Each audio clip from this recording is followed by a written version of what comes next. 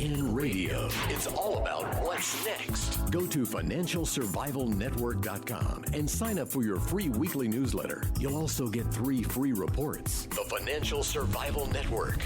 It's all about what's next. Welcome. You are listening to the Financial Survival Network. I'm Kerry Lutz. The date is March 4th, 2016, and it's time for another Triple Lutz report. This is episode 399. We're one away from 400. I can't even believe it. I've been doing this now for almost 5 years, and hey, just the fact that I'm up to almost 3,500 shows since I started, and thank you all of you out there who are listening. Don't forget, we're brought to you by Liberty Health Share. It is just an incredible alternative to standard health insurance, and with Liberty Health Share, the enrollment period is always now. Right now I'm paying $200 per month, down from my premium prior to joining last July, I believe, was $1,150 a month. It means I've saved thousands of dollars. So far, coverage, fine. I'm about to put it to the test myself. I got to get a minor procedure done. My eyelids are drooping because my face is loosening up. Maybe I should just get a facelift. I don't know. But it's going to be a procedure that requires a plastic surgeon, an ocular plastic surgeon, and I guess it'll be several $1,000s worth. I will tell you exactly how it's working for me. But just keep in mind, I've interviewed other people who've used Liberty, have not had a single problem with them, are delighted with the service. The main thing that you're going to have to keep in mind is when you go to the doctor for a standard checkup for not a major procedure, you simply pay the bill yourself. Generally, those doctor's visits from $1 to a couple $100, and then you submit the requisite documentation to Liberty, and they pay you $500 deductible. I mean, it is amazing. I've turned at least half a dozen people, personal friends, onto it, and hundreds of you out there have used Liberty Health Share. I can't recommend it enough. Dale Bellis, you've heard him on the show speaking about it. You heard Dr. Elena George, very prominent ears, nose, and throat doctor, ENT from Atlanta, who accepts it and uses it herself. If you want supplemental coverages after, because you can conceivably do that with the savings that you're realizing on your monthly premium, you go to Aflac or some other supplemental medical benefit insurer for a couple $100 a month. You get hospitalization benefits. You get $300, $500 a day. If God forbid you're in the hospital, cancer coverage, additional cancer coverage, accident coverage. There's a plethora of coverages out there that's available to you, and you're still saving a fortune. And you don't have the deductibles. So the doctor's offices, one thing you have to keep in mind, they've never heard of this. They don't know anything about it at this point, but believe me, they're going to know soon. They're a little wary of it, but then you show them the card. If there's a procedure that's more extensive than just a visit, they call up Liberty Health Share. Liberty negotiates a rate for the procedure, and it gets done, and they get paid within 30 days. They wind up loving Liberty Health Share. Didn't mean this to be a commercial for them, but I feel so strongly about them, and the benefits to you are just so amazing that you need to consider them. So let's talk about precious metals. A lot going on there, that's for sure. Craig Hemke, aka Turd Ferguson, he was on the show. Check out his site, tfmetalsreport.com. He is one of the savviest and best analysts of the precious metal scene. He said, I'm not convinced that this rally is for real in precious metals until I see it cross a certain number. And he gave me a chart. I should have put it up on the show notes, but I forgot. And the chart basically showed a channel, an upside move of the channel, and it was $1,263. Yesterday, on March 3rd, gold just blew past that channel. It closed at around, I don't remember, around $1,265.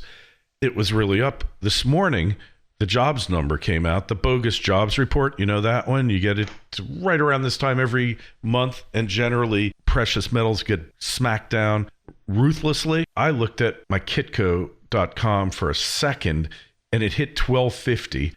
Upside reversal. It's now up $11.40 the ounce, right around to $1,276 and change. That's hope and change you can believe in. Silver, which has been lagging the entire rally, it's really been behind gold, broke over $15 a couple days ago.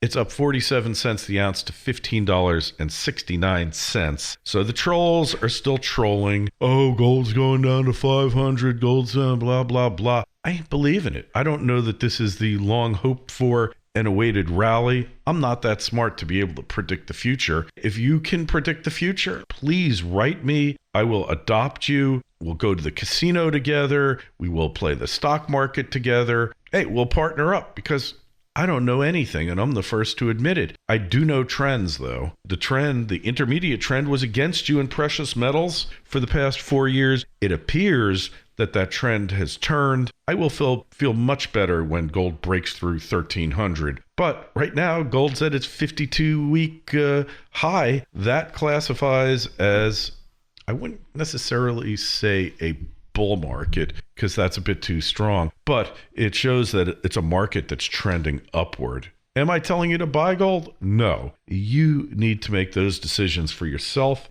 I don't hold myself out to be an expert.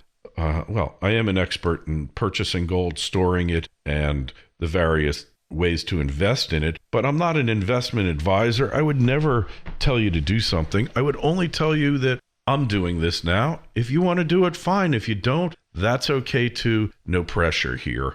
I believe in commodities. I believe in the resource sector.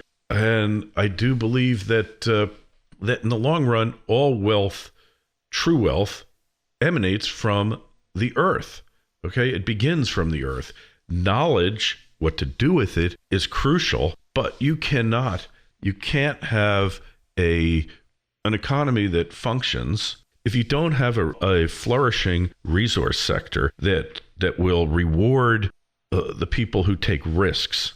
Okay, in other words, a functioning market, and punish the people who take bad risks, and punish the people who make mistakes, who take risks that they shouldn't have. If you don't have a functioning market, everything's going to go to hell. And because we have not had a functioning market in interest rates, we see what's happened in the oil sector. Got an email from one of the guests that I had on recently, Steve St. Angelo of the SRS Rocco Report. He was kind of challenging my interview with Porter Stansberry about peak oil. And he writes a lot about peak oil on his site, as well as peak metal production. Look, right now, the world is consuming somewhere between 93 million and 95 million barrels a day. The fact is, 20 years ago, it was producing about 80 million. Now, what he writes about is what's called the EROI, Energy Returned on Invested, of U.S. oil discovery and production. In the early 1900s, the U.S. oil industry found 1,200 barrels of oil for each barrel worth of energy consumed in the process.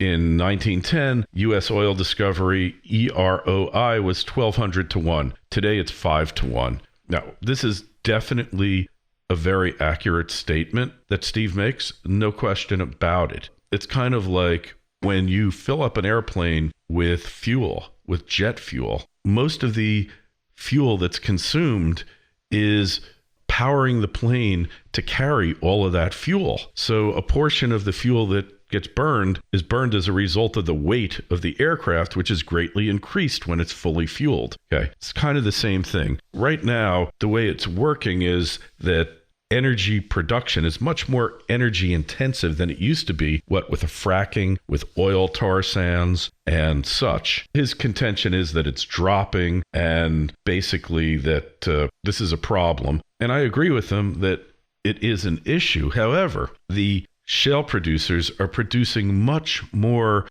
oil from these wells than was ever anticipated. So I'm not sure that measure is correct in light of the lengthened service life of fracked wells, which is due to proppants that keep open the fractures and better phases of fracking, more phases to it. So I'm not sure about that. But what I do agree with Steve on is that cheap oil has peaked, but there is an amazing quantity of oil in the ground that isn't economical to extract. But back in the day, in the 60s, when this EROI was probably at that point 100 to 1 or 200 to 1, they didn't use secondary recovery of oil and pretty much left about 80% of a well's potential production in the ground. It was just left there. So now they're up to getting about 20 or 30%.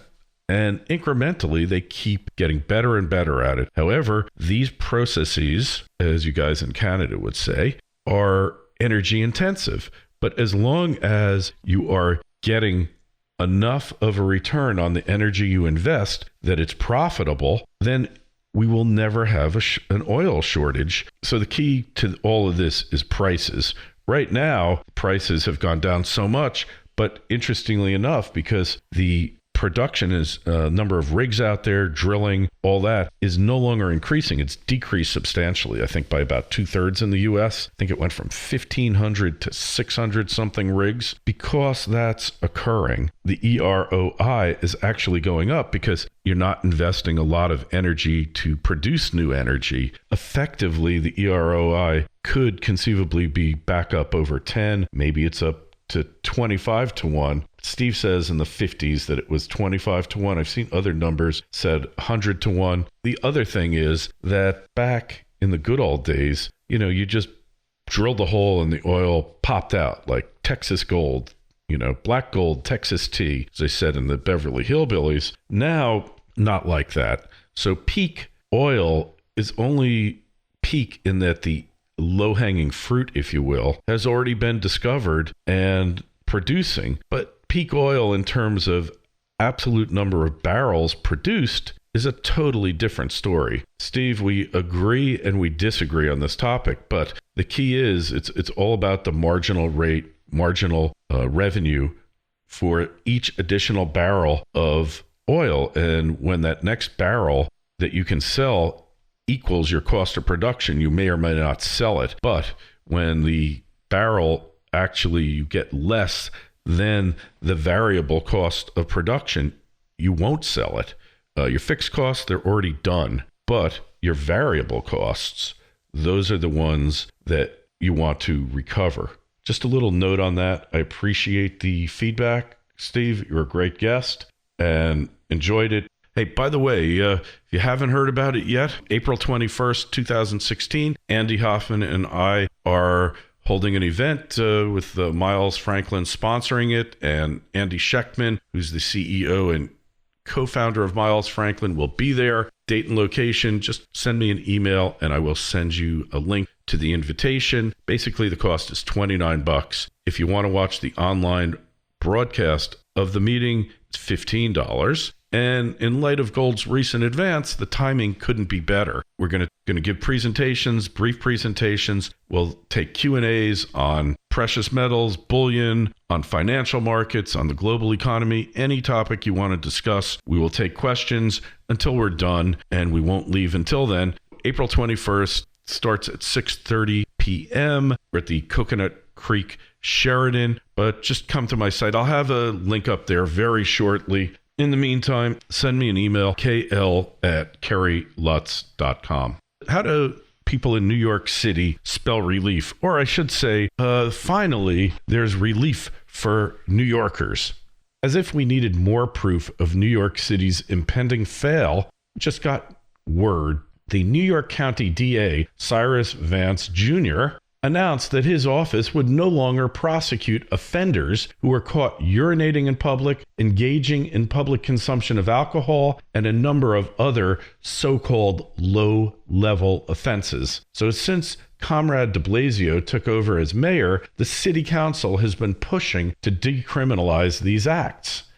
And we've got lots of sites to this. And now it appears that Vance has done the dirty work for the council. However, take heart, the offenders can still be issued summonses and will be arrested if they have outstanding warrants. He spun his motives as an efficiency measure that will enable his office to concentrate on serious crime, and it will reduce the DA's and the court's overburdened docket. Note, this policy applies to just one of New York's 5 boroughs, Manhattan, but how long do you think it's going to be before the others adopt this work-saving measure?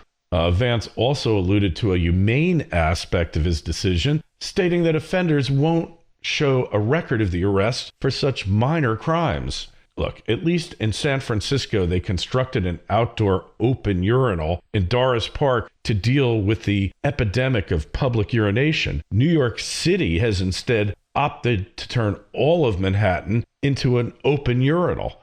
Which policy is more conducive to a civil society? This is yet another example of defining deviancy down, which is a phrase coined by the late Senator Daniel Patrick Moynihan. It's also a repudiation of Mayor Giuliani and Police Commissioner William Bratton's broken windows theory of policing, which postulated that allowing minor crimes to occur in a neighborhood creates the appearance of lawlessness and will only encourage more serious offenses in the long run and cause a deterioration of the neighborhood. Coming on the heels of DeBlasio's war on the police, the end of stop and frisk, and a general de-emphasis on keeping the city safe, is it any wonder that murders, rapes, and robberies were up in 2015? More importantly, by not enforcing these so-called quality of life offenses, civility is diminished. Summonses are not an effective deterrent. They are routinely ignored by these lower elements of society, since the worst that can happen is that they'll receive a fine and they're judgment-proof and have no visible means of paying these fines anyway. It's no wonder that the police view writing summonses as a waste of their time and do their best to avoid it at all costs unless rigid quotas are imposed upon them. So there you have it. Yet another step by the progressives to make life easier and more humane for the antisocial elements of society, and yet another reason for those who can to flee the city before it's too late. Think about that. New York City circling the bowl. Actually, no, New York City has become the bowl.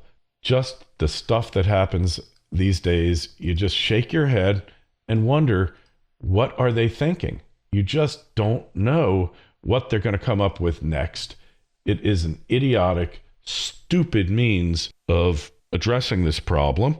You got to wonder, what is it with these people? I just don't get it. I do get it, but it never ceases to really, really amaze me. So here's a great article about rehabilitation that occurs in prison sometimes.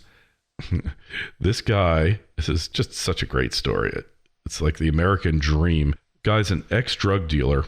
He's now raking in cash after learning how to play poker in prison. So the guy, he served 15 years in prison for dealing crack, which is absurd in itself. What a waste of time. But he learned a valuable, marketable skill behind bars and has since become a millionaire cleaning up at poker tournaments across the country. This guy's name is Joe Reddick, African-American guy, 47. Biggest haul to date. He won $217,000 plus at the Borgata Winter Poker Open Tournament in Atlantic City a couple months ago. And he perfected his game playing with fellow cons, including a Colombian drug lord known as Pepe, at the 11 federal prisons he was in along the East Coast. So I assume he was a very successful drug dealer. He said he first became interested while watching inmates play 7-card stud for candy bars at a county jail in Guilford, North Carolina, where he was awaiting sentencing.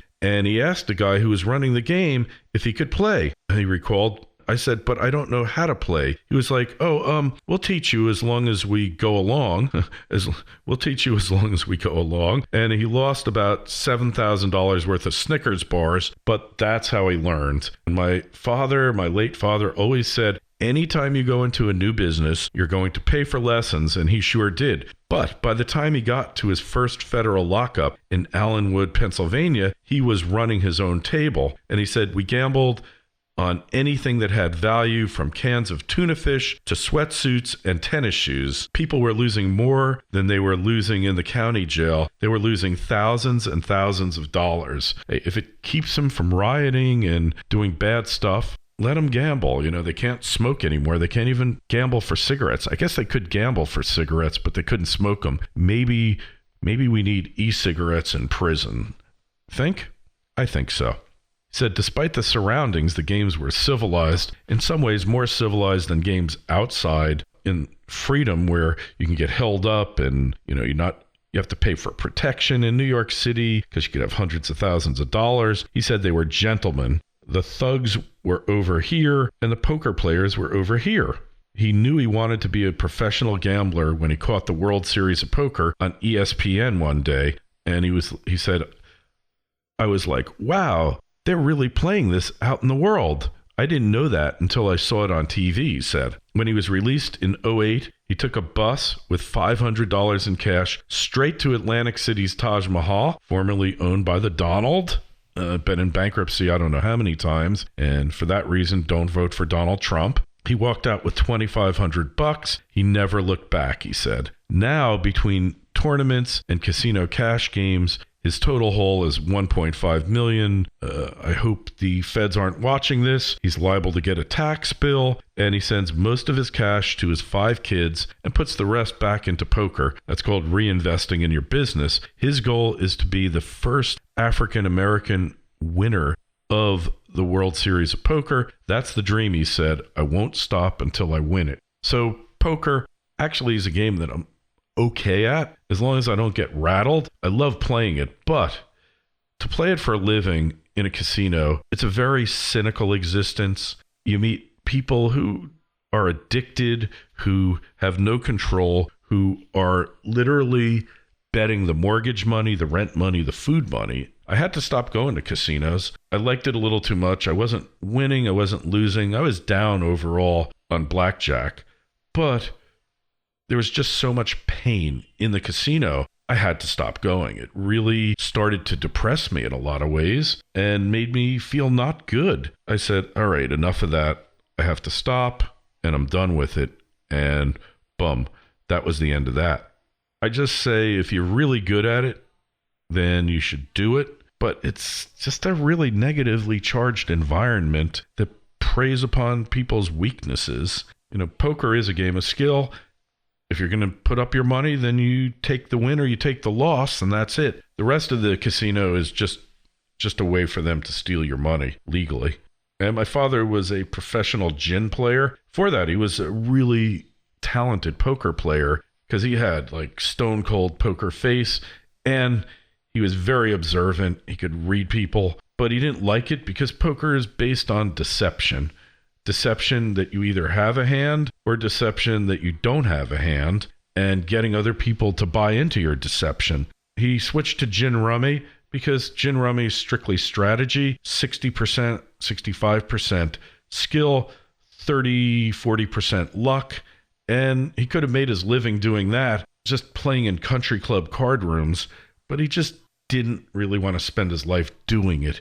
I mean, he made so much money doing it, but he liked it as entertainment. That was his release, and that's the way he kept it. But everybody has to find their own way in life, and luckily I wasn't born with his card skill, because I would have taken the easy way out and just lived in a casino my whole life, or whatever.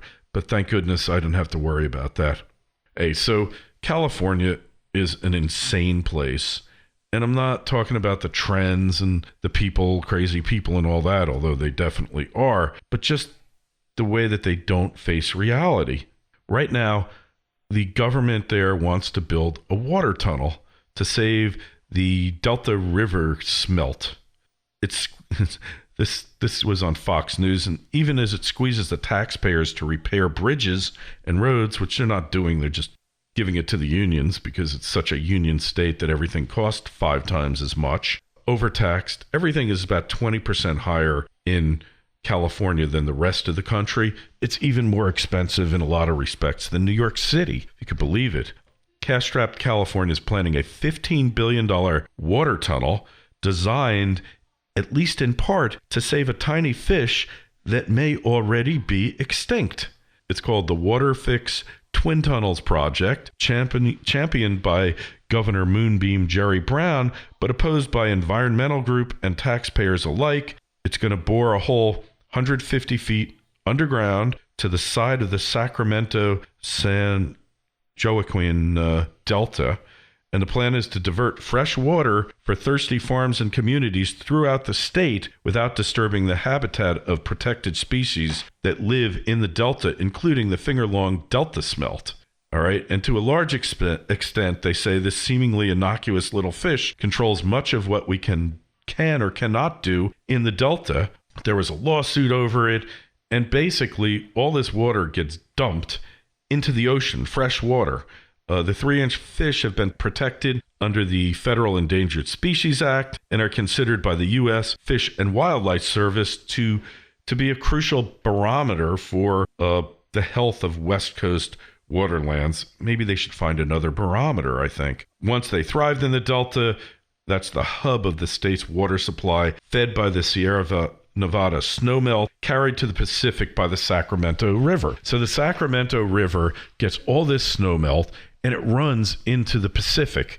And this delta smelt, which is probably extinct already, is going to spend $15 billion to try to save something that's dead. I mean, it's lunacy.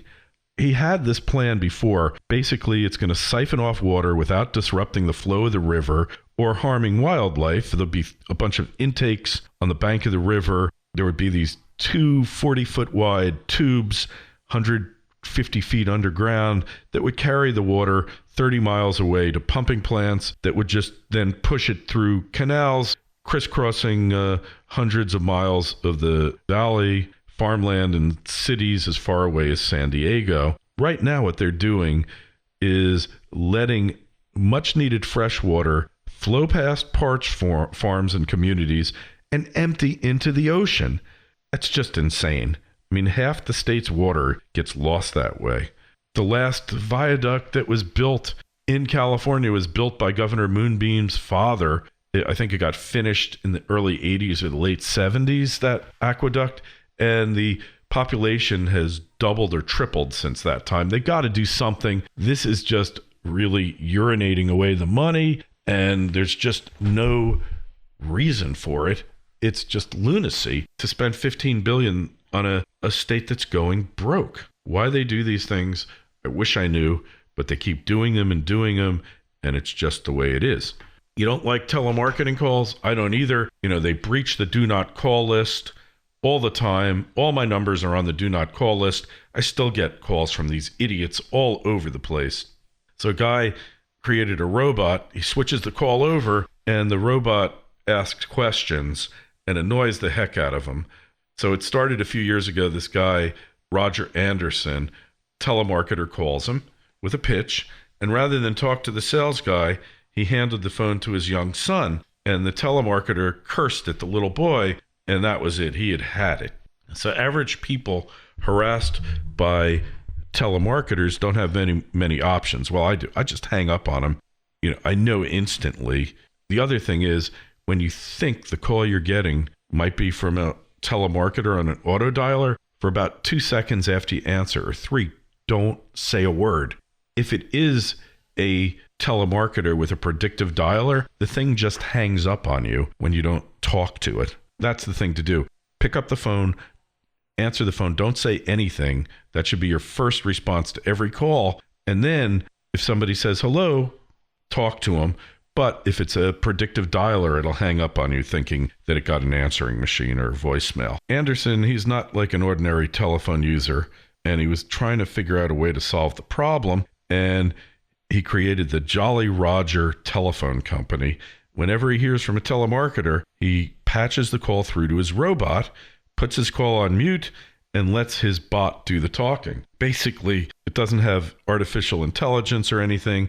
It does understand speech patterns and inflections, so it monitors what the telemarketer is saying, and then it does its best to try to keep the person on the end of the line engaged. Sometimes the robot just has a little fun using recorded lines spoken by Anderson. It'll say something like, "I just woke up from a nap. I took some medicine and I'm really groggy. can you go a little slower? Sometimes it interrupts the telemarketer to ask questions. Do you drink coffee? Or you sound like somebody I went to high school with. And the idea is to keep the telemarketer on the call for as long as possible. The longer the conversation goes on, the more eccentric the robot becomes. In one sequence, the robot tells the telemarketer that a bee landed on his arm and asked the telemarketer to keep talking as he focuses on the bee. Oh, you just can't make this stuff up. I mean, this guy Roger has too much time on his hands. That is for sure. I watched the debate for about 5 minutes. Just can't stand watching him anymore. Just give it to Trump already so we can all get on with our lives and forget about this nonsense. Sick of it already. I don't even vote. Florida, insane place in its own right, as crazy as California. Got this guy. He's 18 years old. You might have seen him on my Facebook page, Dr. Malachi Love Robinson. But he's not a doctor. He's 18, but he posed as a doctor. It's just amazing. He was in a hospital, and he's been caught doing this multiple times. And they send in an undercover agent, and he does an exam on the agent, and then they arrest him. And he just got arrested again. Evidently, you can't get a real doctor to make house calls, but you can get fake doctors to make house calls. So I guess if that's the best you can do is a fake doctor, then you have to accept it. So he goes to some elderly woman's home, steals her credit card, her checks, and he's doing a whole big identity theft deal. And boom, they've arrested him again. They think he's nuts because this is Palm Beach County after all. So they're getting him a mental evaluation. Perhaps a lot of our politicians should also get mental evaluations. And prior to running, and at least we would know if they were sociopaths or not, right? I mean, come on, this is... Man, and it's like all these people spend hundreds of thousands of dollars to go to medical school, and this kid just puts PhD at the end of his name, and boom, he's a doctor, like Doogie Howser. You got to love it. So, predictions, well, Trump is going to be the nominee, whether they like it or not. They have waited for too long to try to knock him off his game. The attitude of his opponents, I'm talking Marco Sweaty Shorty Rubio and Ted the Booger Cruz, they're too strident. They're just trying to score points. They're not authentic. And Trump, when he insults people and puts them down, that's one of the more endearing parts of his personality. When these guys do it, it is really hideous and obnoxious because they don't know the art of the insult. I think after Donald wins president and he spends 2 terms, he should write a book called The Art of the Insult, because he just knows how to do it and get you laughing. Humor. You know, can you ever picture Marco Rubio laughing at anything? At a joke? If somebody lets out gas in the car, this guy is just a stiff, like Trump said. And Cruz, man, I don't think he's ever laughed in his life. He wouldn't know a joke if he stumbled into the improv during Jerry Seinfeld's show. I mean, and Hillary, forget. Oh, her laugh is so fake and forced. None of them understand humor. To have an effective put down, to effectively put somebody down, the art of the put down, the art of the insult, you got to use humor. And he could be self-deprecating. I mean, he starts out, hey, nobody's ever made fun of my hands before. And you know what? The rest of my anatomy is just fine. So don't worry about it. I mean, it's hysterical. And who gets up at a political debate and does that anyway? The guy is a brilliant comedian. And I don't think anything is going to change here. But I just love the humor. And I love the entertainment value, because look, we go to movies, we go to shows, we go to concerts, we take trips. What is the goal? To be entertained, to get your mind into an enjoyable state, to take your focus off of more serious matters. So if you can watch a guy for free on TV who is as funny as Trump, and he is hysterical to me, but maybe that's the New Yorker in me, and you can watch him for free. In some ways, they're almost willing to pay you to watch him.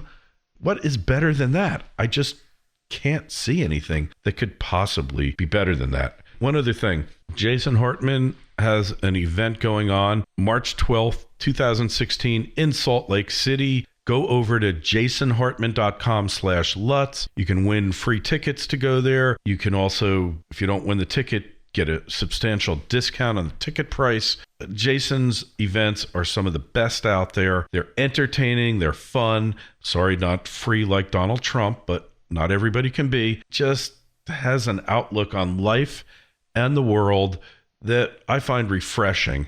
I think you're really going to enjoy seeing him. You don't have to invest with him unless you want to. You could do worse than investing with Jason. I've met hundreds of his clients and nobody's bitching to me. They're all happy as can be, and been to 2 or 3 of his events.